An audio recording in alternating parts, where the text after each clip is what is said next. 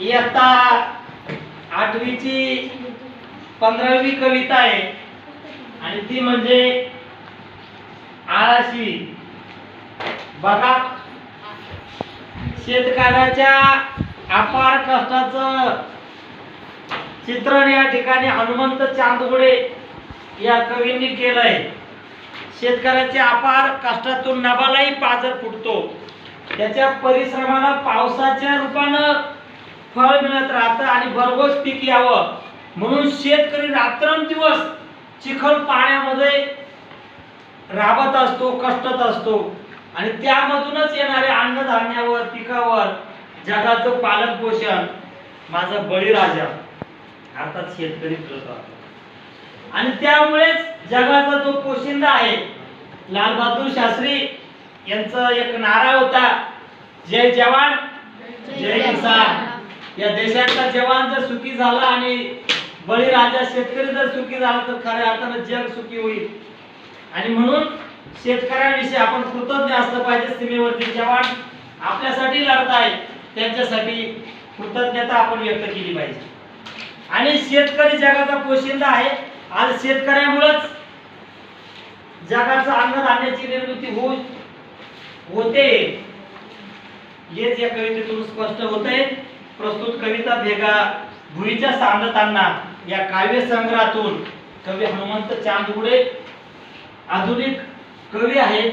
अनेक प्रकारच्या कथा, कविता, ललित लेखन त्यांच्या प्रसिद्ध आहेत.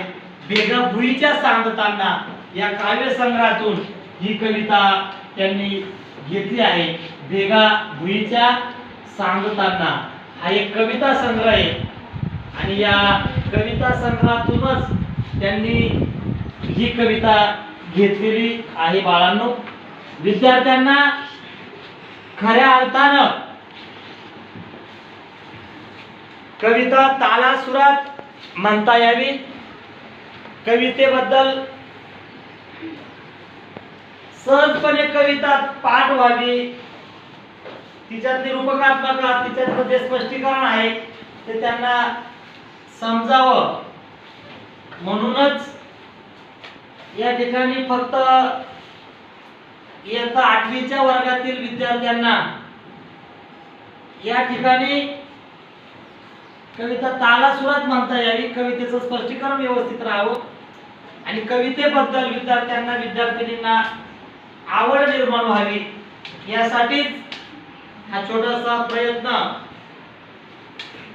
जनता विद्यालय भानोर, तालुका नांदगाव, नाशिक या ठिकाणचे विद्यार्थी, शिक्षक श्री करवर पी सर, संकल्प करवर सर हा YouTube चॅनल आहे. या चॅनलला सर्वांनी सबस्क्राईब करायचं आहे.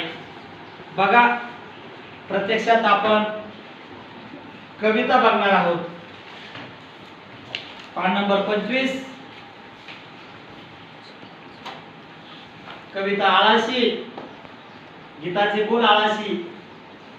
बाणवाणी पायाचा ठसा मातीत उठतो, बाणवाणी पायाचा ठसा मातीत उठतो, बाळावरल्या घामाचा पानानं बाला फुटतो, बाळावरल्या घामाचा पानानं बाला फुटतो, नभ पाणी पाणी होतो माती चिखल होतीया, नभ पाणी पाणी होतो माती चिखल होतीया, कुणब्याच्या जीवनाची मग उकल होतीया, कुणब्याच्या जीवनाची मग उकल होतीया, भेगाळल्या भुईकड हो, भेगाळल्या भुईकड बाप पाऊन फाटतो, भेगाळल्या भुईकड बाप पाऊन फाटतो, बाळावरल्या घामाचा पानानं बाला फुटतो, बाळावरल्या घामाचा पानानं बाला फुटतो,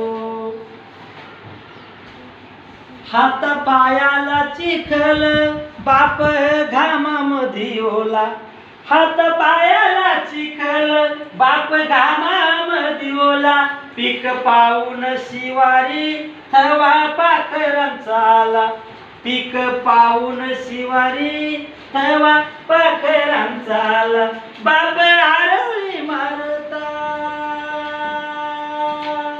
बाप आरोळी मारता तान रडत उठतो बाळावरल्या घामाचा पानानं बाला फुटतो बाळावरल्या घामाचा पानानं बाला फुटतो. या ठिकाणी बाळांनो शेतकऱ्याच्या जीवनातील व्यथा सांगत असताना पूर्णी म्हणजे खऱ्या अर्थाने शेतकरी आणि त्या जीवनाची कुकल कधी होते जेव्हा न पाणी होतं म्हणजे संपूर्ण ठिकाणी पाणी राहतं मातीमध्ये चिखल होतो आणि भेगाळलेल्या भुईकडे बाप पाहून फाटतो म्हणजे बाप पाहून राहतो आणि बाळावरल्या घामाचा नभा पानाला फुटून बापाच्या हातापायाला चिखल आहे बाप रोज पाटातून वाहतोय बघा आणि जेव्हा पीक पाहून शिवारी सगळ्या पिकावरती थवा पाखरांचा येतोय तेव्हा बाप आरोळी मारतो आणि बापाने आरोळी मारल्याबरोबर त्याचं छोटस बाळ आहे छोटस तानुला आहे बाप आरोळी मारता ताना रडत उठतो भाळावरल्या घामाचा पानांना बाला फुटतो बाप रगात होऊन रोज पाटातून वाहतो बाप रगात होऊन रोज पाटातून वाहतो मग कणसाचा जन्म तेव्हा ताटातून होतो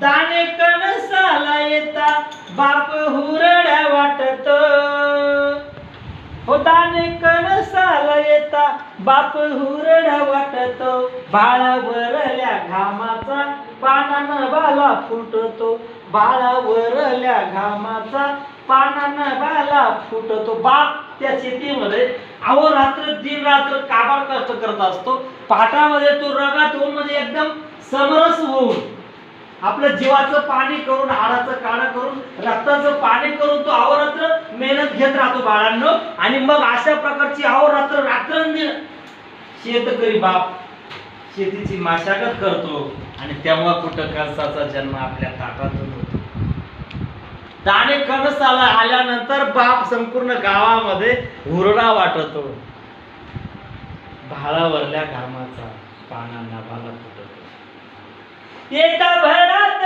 सोंदळा बाप काढणी करतो स्वतः राहून उपाशी पोट जगाच भरतो स्वतः राहून उपाशी पोट जगाच भरतो जातो आळाशी होऊन तरी आळा का तुटतो